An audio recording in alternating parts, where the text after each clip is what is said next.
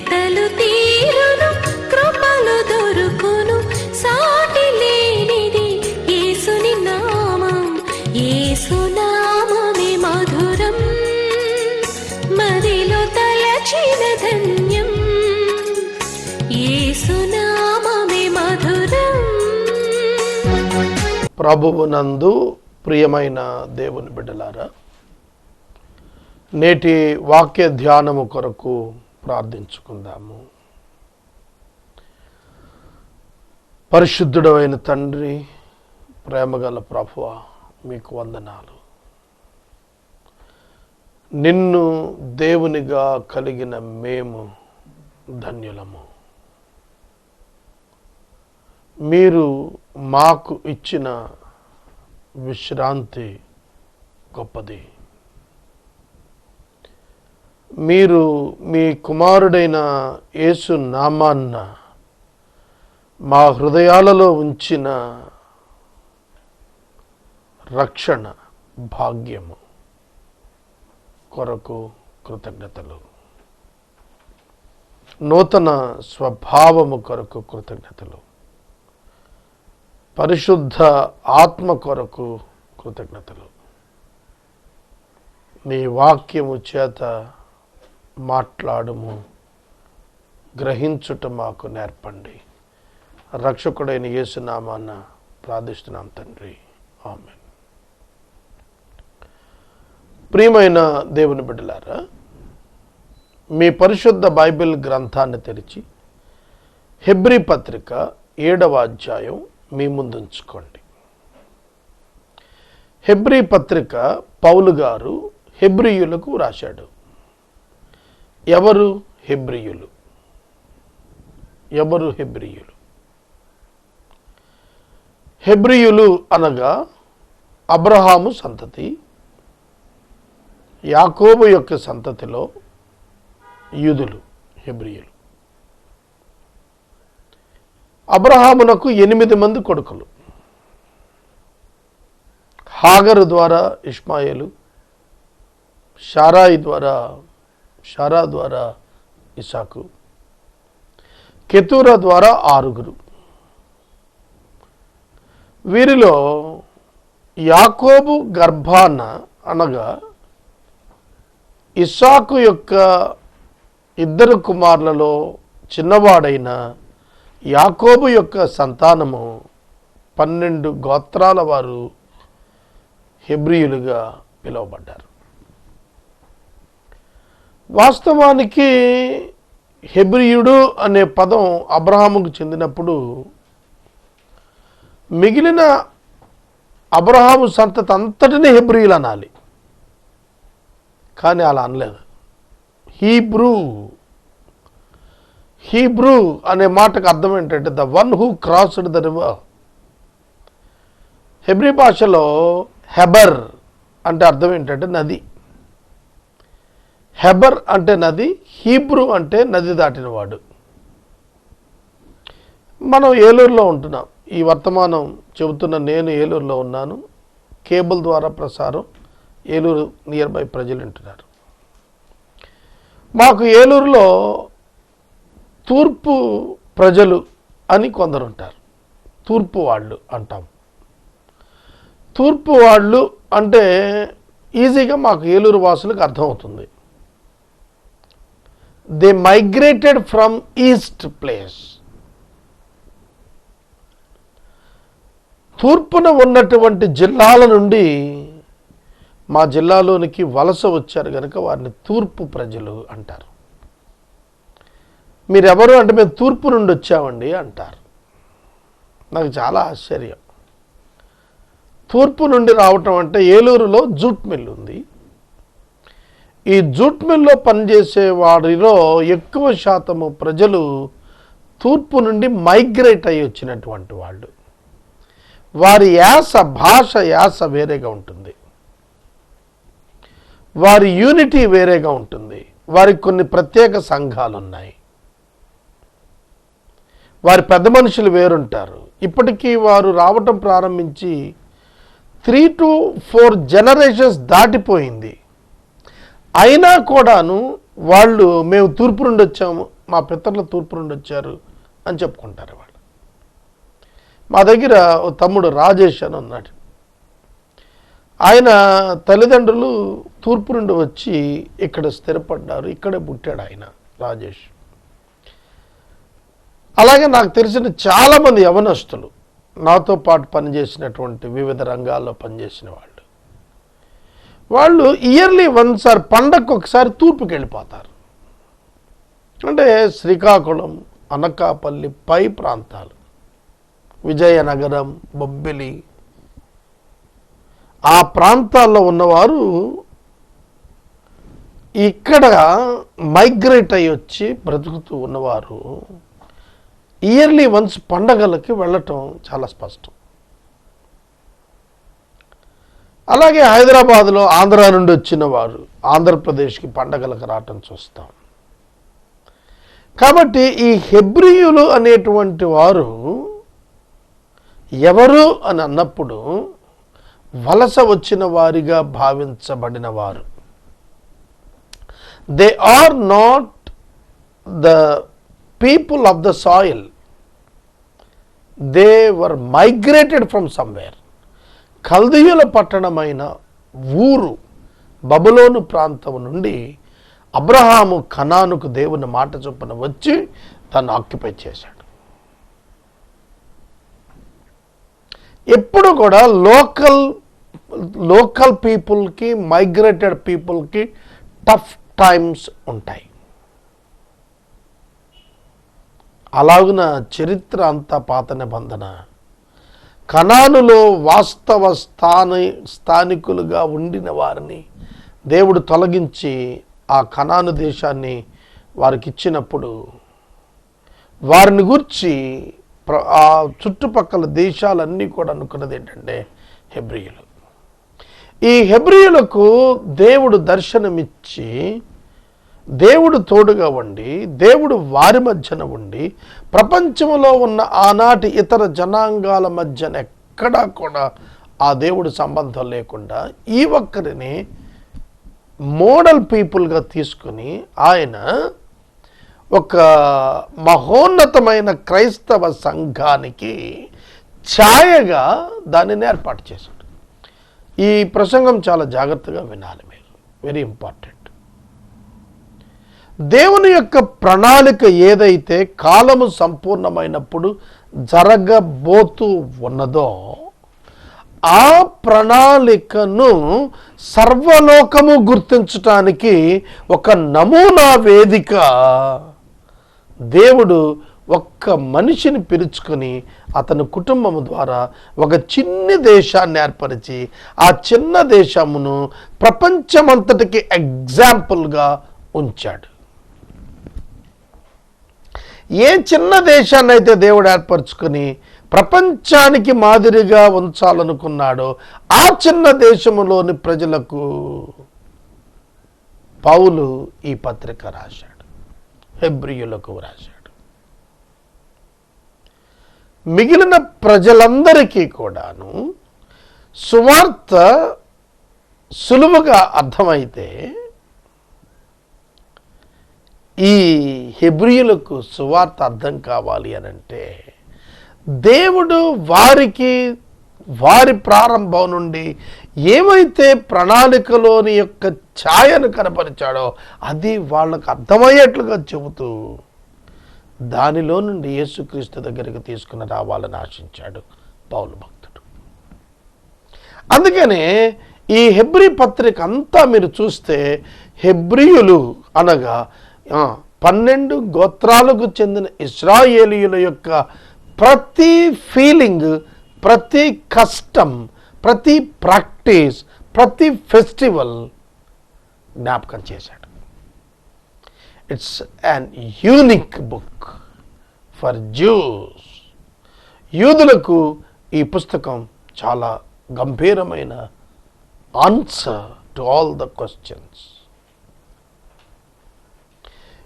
ప్రపంచంలో ఉన్నటువంటి ఇజ్రాయేలు ప్రజలందరికీ కూడాను వారి ప్రశ్నలన్నింటికీ కూడాను ఒకే ఒక సమాధానం హెబ్రీ పత్రిక.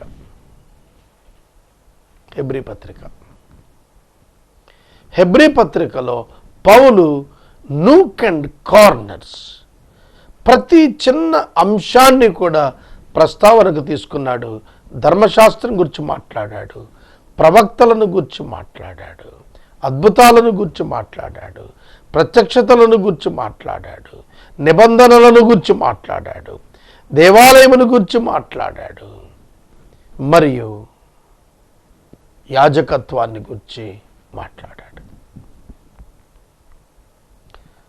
కాబట్టి ఈ ఇజ్రాయేలు జనాంగము ఏవైతే వారు ఇశ్రాయేలు దేశం ఏర్పడిన తరువాత చారిత్రాత్మకంగా వింటూ వచ్చారో, 2000 years ఆఫ్ హిస్టరీలో 1600 సంవత్సరాలు వారి చరిత్ర ఏదైతే ఉన్నదో ఆ 1600 సంవత్సరాల చరిత్రకు జవాబు హెబ్రీ పత్రికలో చెప్పాడు.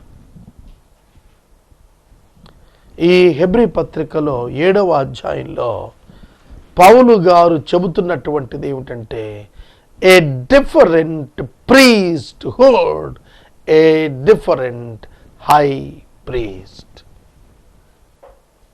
ప్రత్యేకించబడిన యాజకత్వము, ప్రత్యేకమైనటువంటి ప్రధాన యాజకుడు యేసుక్రీస్తు ప్రభు అని చెప్పటానికి లేవీయులకు విడిగా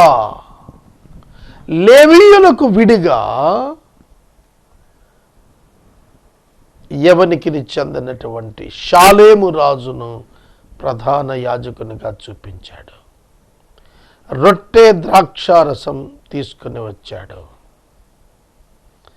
అక్కడ ఒక్క మాట గుర్తించాలి, బ్లెస్సింగ్, దీవెన అనే మాట గుర్తించాలి. What is the blessing? Forgiveness for sins or the real blessing. పాప క్షమాపణ నిజమైన దీవెన, దేవుడు అంగీకరించుట నిజమైన దీవెన, దేవునితో సంబంధము ఒకే ఒక్క దీవెన.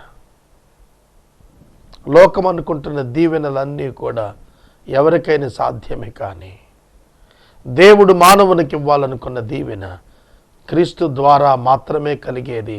అది ఒకే దీవెన. That is called salvation.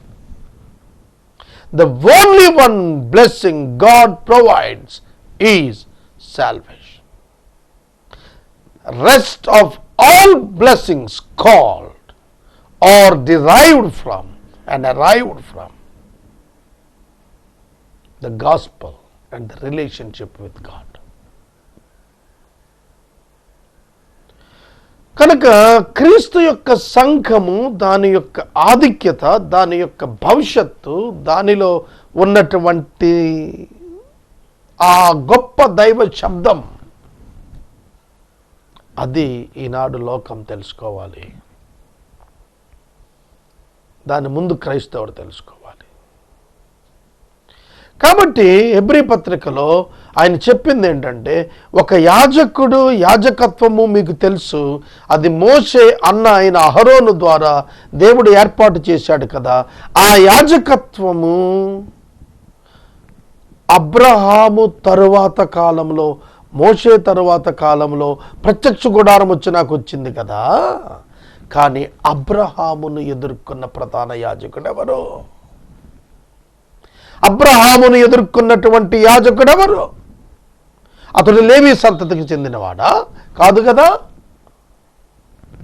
కాబట్టి దేవుడు ఆనాడే అబ్రహామునకు, నీ గర్భాన వచ్చే లేవీయులు అనేటువంటి యాజకుల వలన సంపూర్ణ సిద్ధి కలగదు, వేరొక యాజకుడున్నాడు, ఆయన తల్లి లేనివాడు, తండ్రి లేనివాడు, ఆది లేనివాడు, అంతము లేనివాడు, వంశావళి లేనటువంటి వాడు, ఆ యాజకుని ద్వారానే సంపూర్ణ సిద్ధి కలుగుతుందని చెప్పి అబ్రహామునకు దీవెన ఆ మెల్కీసెదకుతో ఇప్పించాడు. ఆ మెల్కీసెదకు యేసుక్రీస్తును పోలి వచ్చాడు. ఆ మెల్కీసెదకును పోలి యేసుక్రీస్తు ప్రభు వారి మధ్యన ప్రత్యక్షం అయ్యాడు. అనగా లేవీయుల యొక్క సంతతి ద్వారా యాజకులు రావాల్సి వచ్చి ఉండగా యేసుక్రీస్తు వేరొక సంతతి నుండి వచ్చాడు. ఆయన యోధా గోత్రము నుండి వచ్చాడు. Jesus came from the family of JUDA. యూదా గోత్రములో నుండి యేసుక్రీస్తు వచ్చాడు. లేవీయులు తీసుకుని వచ్చినటువంటి ఆ బలులు పాపాన్ని జ్ఞాపకం చేస్తున్నాయి. అసంపూర్ణమైన బలులు, పునరావృతమవుతున్న పాపము, వారి కొరకును చెల్లించబడుచున్నటువంటి ప్రాయశ్చిత్తము. కానీ ఈయన అయితే తన నిమిత్తము కాక ప్రజల నిమిత్తము, పశువుల రక్తము కాక తన స్వరక్తము, ప్రత్యక్ష గుడారములో కాక పరలోక సింహాసనము ఎదుట ఈయన కనపరచగలిగిన వ్యక్తిగా కనబడుతున్నాడు. The word became flesh. ప్రపంచ సర్వ మానవాళి తెలుసుకోవలసింది ఏంటంటే, దేవుడు తన కుమారుణ్ణి అనగా దేవుని వాక్యమును శరీరముతో ఈ లోకానికి పంపి ఆయన శరీరమునందు మానవ పాపాన్ని దేవుడే స్వయంగా మోపి ఇంప్యూట్ చేసి ఆ పాపముగా శరీరమును మార్చి ఆ శరీరము మీద పాపమునకు దైవ ఉగ్రత శిక్ష దేవుడే భయంకరంగా కుమ్మరించాడు. That's what the remission for sins. అదే మానవ పాప పరిహారార్థము దేవుడు నిర్వహించినటువంటి ఏకైక బలి.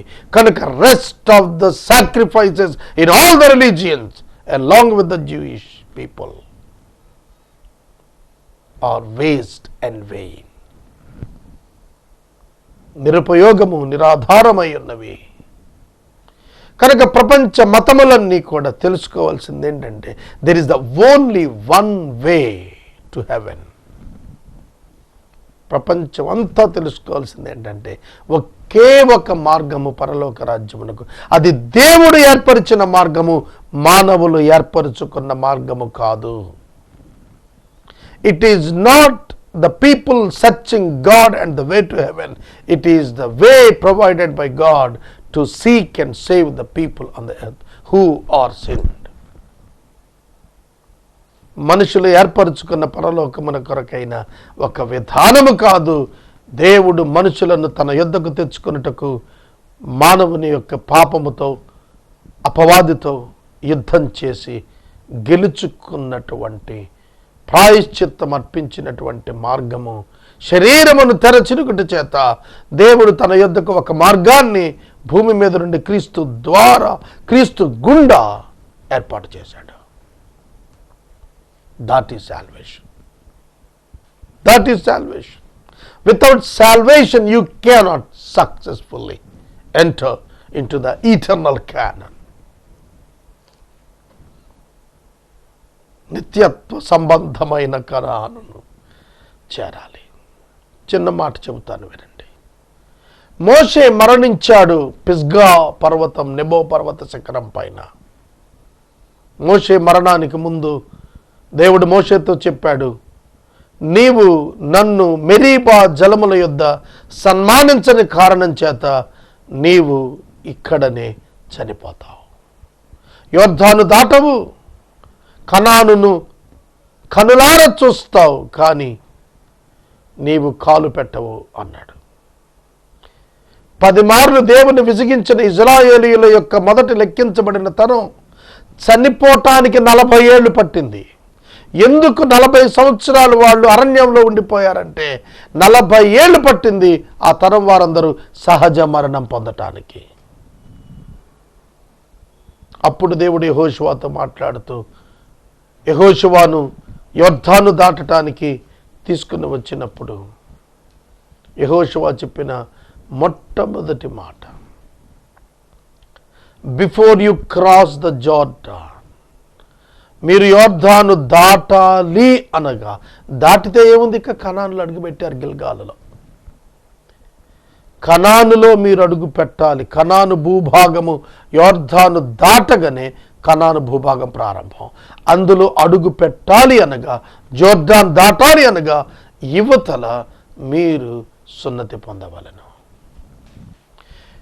అబ్రహాము మొదలుకొని ఈజిప్టులో వారు ప్రయాణం చేసే వరకు పుట్టిన వారందరూ కూడా సున్నతి పొందారు, including the son of Moses. కానీ అరణ్య యాత్రలో ఒక జనాంగము పుట్టారు. ఆ పుట్టిన నూతన తరం వారు తమ పితరులకు ప్రతిగా కనాను ప్రవేశించబోతున్నారు. But they were not circumcised. వారు సున్నతి పొందలేదు. అందుకు యెహోషువ చెప్పాడు, మిమ్మును మీరు శుద్ధి చేసుకొనడి, ఇంకా 3 దినాల్లో మీరు దాటబోతూ ఉన్నారు, కాబట్టి మిమ్మల్ని పవిత్రపరచుకోండి అని చెప్పి అక్కడ వారితో అన్నాడు, మీరు దాటక మునుపు కొట్టివేయబడకుండునట్లు. కనానులో ప్రవేశిస్తే సున్నతి లేకుండా మీరు ప్రవేశించలేరు, కొట్టివేయబడిన వారు అవుతారు, కనుక ముందే సున్నతి పొందమన్నాడు. బాహ్య సున్నతి మారు మనసుకు, రక్షణ అనుభవానికి పోలిక. అది బాహ్య సున్నతి. దేవుడు చెప్పాడు మోషేతో, యెహోషువతో కూడా చెప్పాడు, నేను అంతరంగ సున్నతి చేస్తాను, అంతరంగ సున్నతి చేస్తాను అన్నాడు. What is gospel? Gospel is nothing but shut the mouth of the person and open the ears of a person to listen the word of God. మానవుడు తన నోరు మూసుకొని దేవుని స్వరం వినటానికి తన చెవి తెరవగలిగితే రక్షణ ఏంటి అర్థమవుతుంది. తన యొక్క మాటలను ముగించి తన మాటలను తొలగించుకొని దేవుని కొరకు చెవిని తెరిచినప్పుడు, if you open your ears to hear the voice of God, you can hear the voice of God. God demands you to repent from your all sins. నీ ప్రతి పాపము నుండి నిన్ను పవిత్రుని కమ్మని దేవుడు పిలుపునిచ్చాడు. ఎప్పుడైతే వారంతా కూడా సున్నతి చేయించుకున్నారో, ఆ తరువాత అది మానిపోయిన తర్వాత, వారు శుద్ధి చేసుకున్న తర్వాతనే వారు యోర్దాను దాటారు.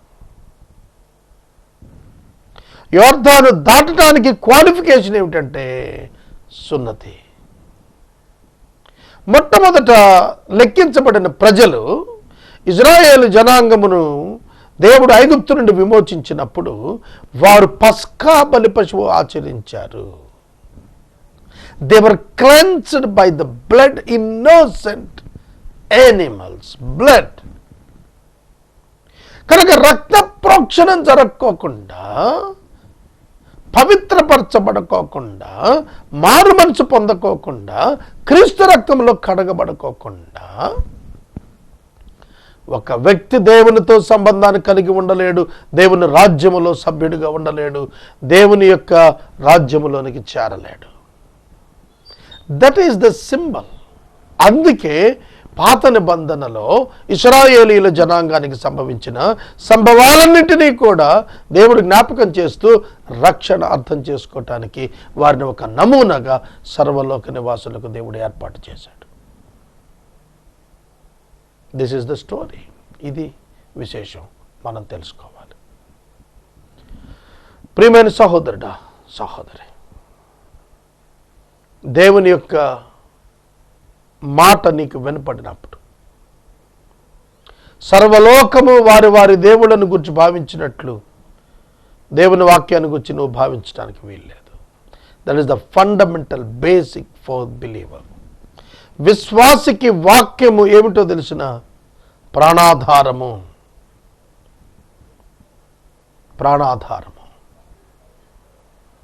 నీ వాక్యము నన్ను బ్రతికించింది, బాధల్లో నాకు నెమ్మదినిచ్చింది అన్నాడు 119వ సంకీర్తన 50వ వచనం. కనుక ఒక విశ్వాసి లోకములో రక్షించబడిన తరువాత జీవిస్తున్నాడు అని అంటే అది దేవుని వాక్కు వలన మాత్రమే, not by his physical efforts, but by the grace of God and the word of God.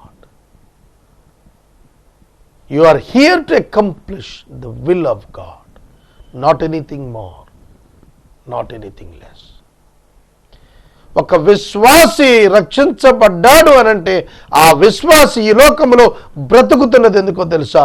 దేవుని చిత్తము నెరవేర్చుట కొరకే. కాబట్టి ప్రతి విశ్వాసి తన యొక్క జీవితము దేవునిది. God is the owner of my life and I am the asset of God. నేను దేవుని యొక్క ఆస్తిని, సొత్తును, కాబట్టి నేను దేవుని మాట వినవలెను. I am the agent of God. I am the representative of God. I am the child of God. I am the son of God. I am responsible for the rest of the world. దేవుడు నన్ను సమస్త లోకమును తన యుద్ధకు ఆహ్వానించడానికి ఈ లోకంలో ఉంచుకున్న ఒక మనిషిని నేను అని ప్రతి రక్షించబడిన వ్యక్తి సార్వత్రికంగా గుర్తించినప్పుడు దేవుడు వారికి ఇస్తున్నటువంటి మాట, plan and prepare your self to meet thy God. మీ దేవుణ్ణి ఎదుర్కొంటానికి మీరు సిద్ధపడండి. యెహోషువకు చెప్పింది అదే, మోషేకి చెప్పింది అదే. సీనాయి దగ్గర prepare your self to meet your God. క్రొత్త నిబంధనలో మనకిచ్చిన సందేశం కూడా అదే, prepare your self to meet your saviour in the mist of the sky. ఆకాశ మధ్యమములో పెండ్లి కుమారుడిగా రానున్న యేసుక్రీస్తుని ఎదుర్కోవటానికి ఓ వధువు సంఘమా, భూమి మీద నిన్ను నీవు సిద్ధము చేసుకో. Prepare your self. Live a separate life, a focused life which God wants us to live. అందుకనే హెబ్రీ పత్రికలో 7వ అధ్యాయములో వేరొక యాజకుడు వచ్చాడు, అతని యొక్క గోత్రము వేరు, అతను వచ్చినందున యాజక ధర్మం మార్చబడింది. ఒకప్పుడు సంవత్సరానికి ఒకసారి అయ్యేది, ఇప్పుడు అలా కాదు, శాశ్వతమైనటువంటి బలి ఇవ్వబడింది. You are forgiven for every time.